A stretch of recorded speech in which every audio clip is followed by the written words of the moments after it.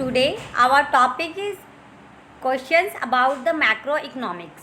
Last time हमने 1 mark के कुछ क्वेश्चंस को डिस्कस किया था. हम इसमें 1 to 7 क्वेश्चंस जो है वो डिस्कस कर चुके थे. आज की क्लास में हम इसके 1 मार्क के कुछ क्वेश्चंस जो है उनको डिस्कस करेंगे. Question number 8, what is the meaning of final goods. Final goods जो हैं वो क्या होते हैं. तो देखो, आपके पास 2 टाइप्स के गुड्स होते हैं.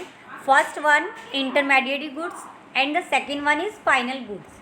फाइनल गुड्स जैसा कि इसके नाम से शो हो रहा है, जो फाइनल है, जिनको कंज्यूमर डायरेक्टली कंज्यूम करता है, वो जो है वो आपके फाइनल गुड्स है. जिनका फर्दर प्रोडक्शन नहीं होना, जिनको हम डायरेक्टली जो है वो कंज्यूम कर लेते हैं. लाइक आप अपने घर पे कोई चीज़ लेकर आते हो और उसको कंज्यूम कर लेते हो, तो वो आपका फाइनल गुड्स है. These are those which are use for personal consumption. वो गुड्स जो पर्सनल कंजप्शन के लिए यूज़ होते हैं. Like bread purchase by consumer household. जैसे कंज्यूमर है वो ब्रेड लेकर आता है और उसको कंज्यूम करता है. Second, investment and capital formation. Like आपने बिल्डिंग परचेज कर ली, मशीनरी परचेज कर ली, तो ये आपके फाइनल गुड्स हैं. नेक्स्ट वन है आपका इंटरमीडिएरी गुड्स. इंटरमीडिएरी गुड्स वो गुड्स होते हैं जिनका आगे फर्दर प्रोडक्शन करना है. जिनका आगे प्रोडक्शन करना है, जो अभी प्रोडक्शन की बाउंड्री को क्रॉस नहीं कर चुके हैं. लाइक आप मार्केट से शुगर लेकर आते हो और शुगर से आप स्वीट बनाते हो, टी बनाते हो, तो वो क्या है, आपके इंटरमीडिएरी गुड्स. अगर शुगर को आपने डायरेक्ट कंज्यूम कर लिया तो फाइनल गुड्स. बट अगर आपने शुगर से आगे फर्दर प्रोडक्शन कर दिया, स्वीट्स बना ली, तो वो आपके कौन से गुड्स हैं, intermediary goods. Further processing like sugar use for making the sweets. Second, resale in the same year if car purchase by car dealer for resale. Car dealer ने कोई कार परचेज की है दोबारा रीसेल करने के लिए, तो उसको बोलते हैं इंटरमीडिएरी गुड्स, जिसका आगे फर्दर प्रोडक्शन करना है. 10th क्वेश्चन है, what is mean by consumption goods. Consumption goods कौन से होते हैं. कंजप्शन गुड्स मीन्स जिनको कंज्यूमर अपने वांट्स को सेटिस्फाई करने के लिए डायरेक्ट कंज्यूम करता है, वो आपके कंजप्शन गुड्स कहलाते हैं. लाइक मैं मार्केट से आइसक्रीम लाई और मैंने उसको कंज्यूम कर लिया, तो वो आपका कंजप्शन गुड्स कहलाएगा. Consumption goods are those goods which are consumed by the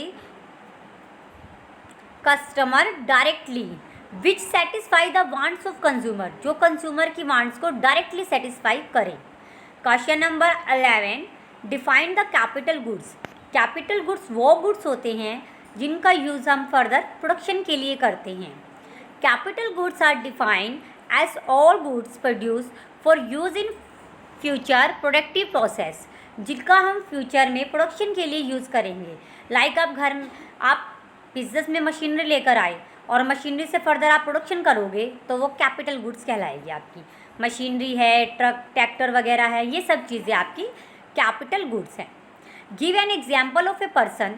किसी पर्सन का एग्जाम्पल दो who staying the abroad for a period more than 1 year. जो 1 ईयर से ज़्यादा जो है वो अब्रॉड में रह रहा है, बट फिर भी still he is treated as the normal resident of India, जिसको नॉर्मल रेजिडेंट इंडिया का ट्रीट किया जाता है. तो कोई भी ऐसा पर्सन हो सकता है, कोई भी इंडियन जो कि वर्क करता है इंडियन एम्बेसीज में, कहाँ पर, यूएसए में, तो उसको नॉर्मल रेजिडेंट ट्रीट किया जाएगा.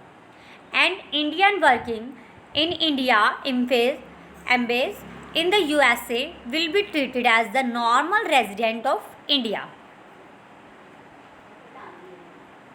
नेक्स्ट है आपका, अब आपकी शॉर्ट क्वेश्चन जो है 1 मार्क्स के वो कंप्लीट हो चुके हैं. इसके बाद मल्टीपल चॉइस क्वेश्चंस हैं. ये आपको 1 to 7 दिए हुए हैं. ये आप घर पे बैठ के खुद रिवाइज करोगे, प्रॉब्लम है तो मुझसे डिस्कस करोगे. आई थिंक आपके भी लास्ट क्वेश्चन होने के बाद ये क्वेश्चन आपके ईजिली सॉल्व हो जाएंगे. नेक्स्ट क्वेश्चन में आपको शॉर्ट आंसर टाइप क्वेश्चन दिए हुए हैं, जिसका फर्स्ट क्वेश्चन है आपका, explain the basis of classify goods in intermediary and final goods. इसको मैं लास्ट टाइम फिर अभी क्लास में भी मैंने डिस्कस किया था कि फाइनल गुड्स क्या होते हैं और इंटरमीडिएट गुड्स क्या होते हैं। तो फाइनल गुड्स मीन्स जिनको हम फाइनली क्या है कंज्यूम कर रहे हैं डायरेक्टली, जो फर्दर प्रोडक्शन के लिए काम नहीं आएगी, और इंटरमीडिएरी जो फर्दर प्रोडक्शन के लिए काम आएगी। फिर भी मैं एक बार दोबारा आपको बता देती हूँ। Intermediary goods, goods used for further processing, resale in the same year, known as the intermediary goods. And final goods, goods used for personal consumptions or investment are known as the final goods. Indirect satisfaction करते हैं intermediate goods और final goods direct करते हैं। इसमें national income में इसको exclude करते हैं और नेशनल इनकम काउंट करते टाइम फाइनल गुड्स को ऐड करते हैं। प्रोडक्टिव बाउंड्री, इंटरमीडिएट गुड्स जो है वो प्रोडक्शन की बाउंड्री को अभी क्रॉस नहीं कर चुके हैं और फाइनल गुड्स जो है वो कर चुके हैं। If a goods does not cross the imaginary line around the production unit and reaches to the other firms within the imaginary lines of productive units, means जो आप प्रोडक्शन की line को क्रॉस नहीं कर चुके हैं। आप market से कोई क्लॉथ लेकर आते हो और उसकी फर्दर शर्ट्स बनाते हो तो वो आपके इंटरमीडिएट गुड्स है, ठीक है। अब आप मार्केट से कोई क्लॉथ ला रहे हो, उसको डायरेक्टली यूज़ कर रहे हो तो वो आपका फाइनल गुड्स है। सेकंड है आपका कंजप्शन गुड्स और इसकी कैटेगरी। तो मैं ये आपको डिस्कस करते हैं यहाँ पे कि कंजप्शन गुड्स कौन से हैं। अभी मैंने बताया था जिनको कंज्यूमर डायरेक्टली क्या करता है कंज्यूम करता है, वो कौन से गुड्स होते हैं कंजप्शन गुड्स। इनकी जो है वो आपको 3 कैटेगरी मिलेंगी। फर्स्ट वन है ड्यूरेबल गुड्स। ड्यूरेबल गुड्स वो गुड्स होते हैं जो लॉन्ग टाइम तक टिक जाते हैं, जो इनकी लाइफ टाइम जो है बहुत ही बड़ी होती है।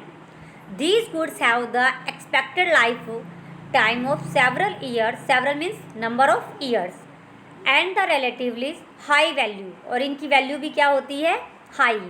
दे are the motor car, refrigerator है, टेलीविज़न है, वॉशिंग मशीन है। देखो घर में हम ये सब लेकर आते हैं, डेली में तो नहीं परचेज़ करते।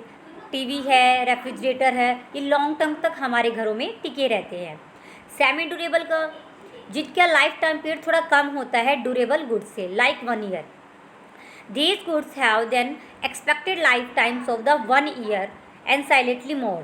दे are not of the relatives great value, इनकी इतनी ज़्यादा वैल्यू नहीं होती, लाइक क्लॉथ्स है, फर्नीचर है, इलेक्ट्रिक है, ये सब। नॉन ड्यूरेबल्स है जिनका लाइफ टाइम पीरियड बहुत ही कम होता है। Goods which can't be used again and again, they lose their identity in a single act of consumption known as the non-durable goods. Like grain है, milk product है, ये तो नहीं आप मिल्क को बहुत दिनों तक यूज़ कर लोगे। वेजिटेबल है, ये सब चीज़ें आपकी क्या है नॉन ड्यूरेबल गुड्स। तो आपको ये सब पॉइंट डिस्कस करने हैं, घर पे बैठ के इनको नोटबुक में नोट करना है एंड लर्न करना है। अब आपके जो शॉर्ट क्वेश्चन है वो 1 to 2 हो गए हैं and very short question complete हो गए हैं। नेक्स्ट क्लास में हम इसके आगे की जो क्वेश्चंस है क्वेश्चन नंबर 3 से डिस्कस करेंगे। Thank you.